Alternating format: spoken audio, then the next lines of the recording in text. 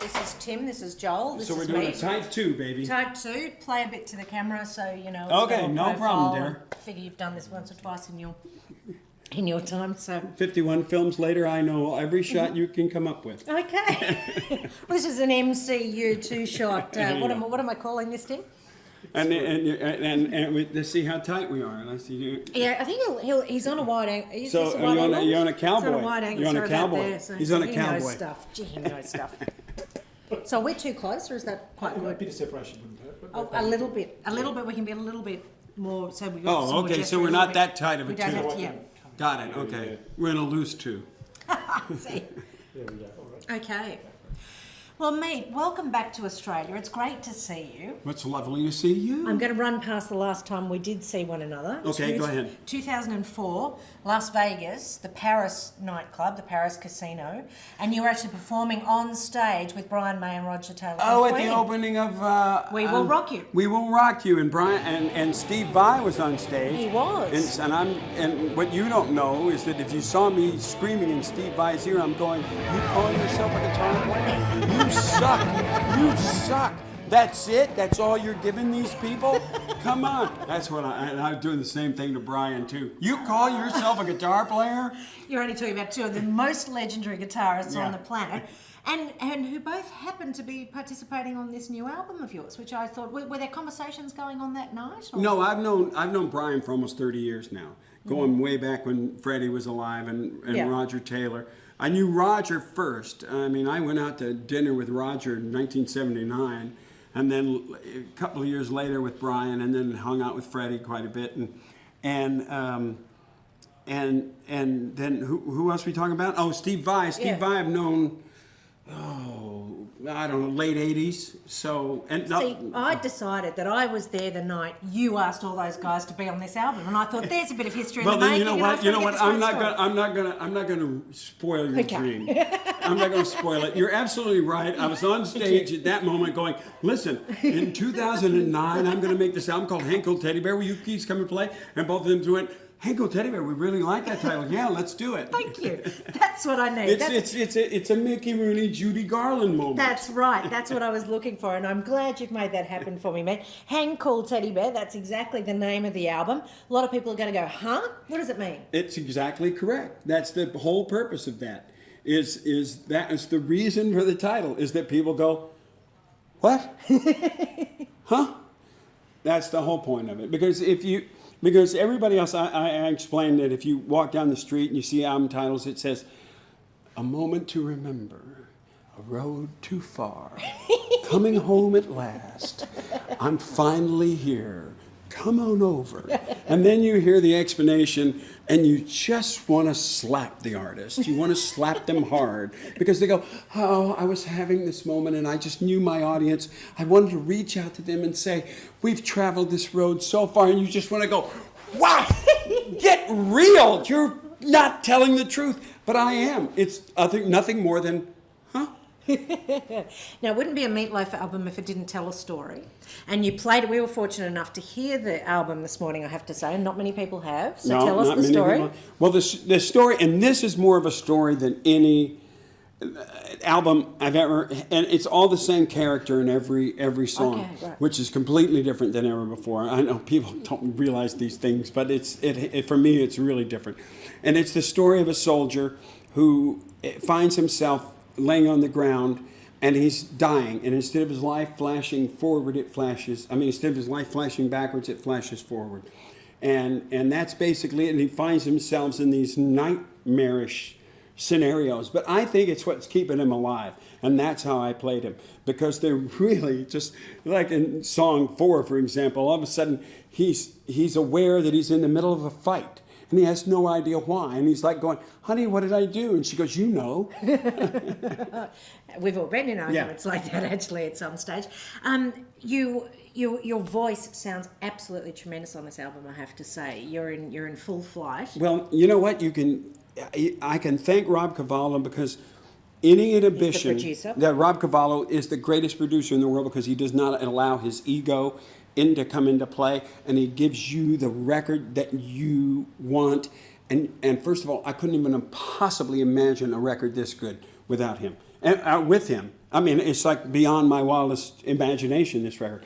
So anyway, but thanks to Rob, he freed me. He took away, like, the last record I was so beat down and so like, oh, this and that, and he never said anything. He just let me run.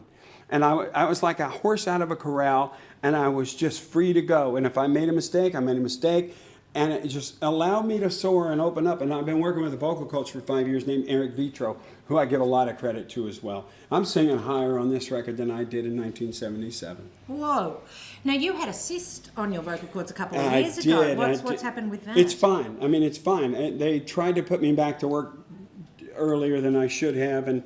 And at that point, I fired everybody and started over. I fired all the lawyers. You threatened to quit. You gave us all a scare. You said you were Well, going to finish it. I basically, well, it was a horrible time. It was the most negative period of my life, really. Yeah. Between 2006 and sometime near 2000 and the end of 7. And it was horrifying. I mean, you wouldn't wish it on Osama bin Laden, trust me. And we wish a lot on him. Yeah. But not that. And so between the new management and new lawyers and new agents, and I surrounded myself with people that are really positive. And Rob Cavallo, I'm like on cloud 9. You are happy. I can sense I it. am on cloud 9. And when I say to everybody, as I say, look, I know people don't like Meatloaf. They go, oh, I don't like him. I don't like his music. He's a clown. He's whatever. Trust me.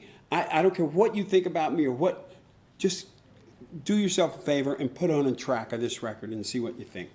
There's another sneaky surprise on this album, which I think a lot of people will look forward to hearing, and that is that you managed to coax Hugh Laurie, who many people know, and particularly Channel 10 viewers know as House, to play on one of the songs. Wasn't hard to coax him. Really? No, all I did was ask him. And he's like, I'd love to. Yes, exactly. Basically, that's what happened. So he plays piano. Tell us about the track. He's so secure, because I did an episode of House, and he's so secure on that, and as an actor, he's so secure. He comes into the studio, he's an absolute nervous wreck. I mean, he's got 19 fingers, and Rob, again, takes him outside for about 20 minutes, 25 minutes. They talk about motorcycles. They're smoking cigarettes.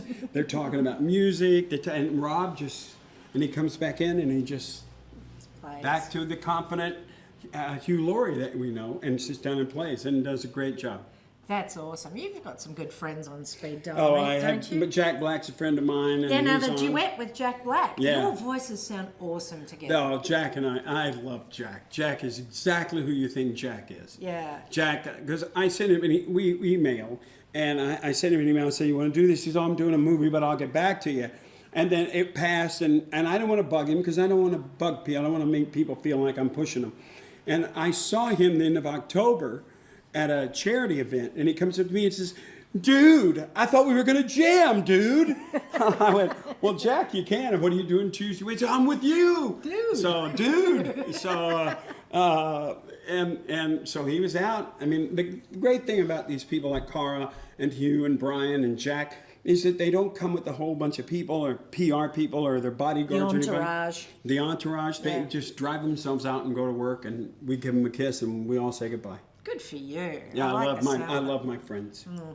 Speaking of friends or old friends, Jim Steinman and you, how are things? We're great. I mean, Jim and I are bonded like, like a husband and wife. I mean, I'm serious. It's like a long affair, a long time affair, and we love each other deeply. And just everybody should just say out there, Jim, be well. I can't go any more than that. Just everybody should say, Jim, be well. That's all everyone wants. That's of course right. You said an interesting thing earlier this morning when we were listening to the album. You said that you're an actor. Please don't everyone forget I'm an actor. And you have. You've made 51 films and done all this. Is that what you consider yourself more so than a singer? Oh, absolutely. Really? Rob Cavallo coined the phrase. Meatloaf is an actor who acts like he can sing. Oh, really? I can't sing unless I've got the whole thing built around it. The other thing is that we say you got to remove all the razor blades when I start a vocal because you're going to kill yourself if you don't. It takes me, sometimes I might go for 3-4 hours and do nothing, and then then it has to live, and we stop, and I come back in the next day, and then I can sing it right away. and it sounds great. It's like, did you ever love somebody? That was one of those things. It was like I just couldn't. It's just like it wasn't there. It wasn't rolling, and all of a sudden I walked in the next day, and the part where it modulates and it gets really high, I sing that all in one take. It just flew off, and I just walked in. I said, "I'm warmed up. Let's go." And I was locked into the character. I'd locked into him at home. I'd found him, and I just walk in the studio and go, "Everybody, stop, go now." and they went, "What? I said, "Stop, just go," and bam. And that's one take on that high part. So. Wow, awesome. Well, we're getting you before the album's even out. Yeah, and unbeknownst to you, you are. And I said I'm like a badger. It's like I'm relentless here on this promotion. You popped in by surprise. Real surprise. Yes. The album's out April 23rd. I'll be back in May too, by the way. Oh, what are you going to do then?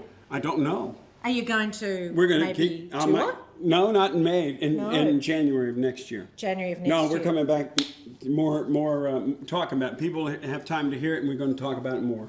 And the first single, though, that's coming sooner. Tell me about Los that. Angeles Loser. It was written by James Michael, who has written, 5 or 6 songs on different records. Wrote on the last record, the best, only moment that I cherish on the last record, other than the stuff that Jimmy wrote, called Blind as a Bat. He wrote this, Los Angeles Loser, and it's a very unusual Meat Loaf track, but it rocks, and it's got this great little speech in it. And to quote Dick Clark, you can dance to it. You can. It is a really rocking tune because everyone was really getting onto it this morning. It's fantastic. Well, it's great to see you in such a good place. Oh, I'm so in a happy. great place. Love you. It's great to have a new album out, Meat Loaf. Thank you very much. My pleasure, and thanks for talking to me. Pleasure.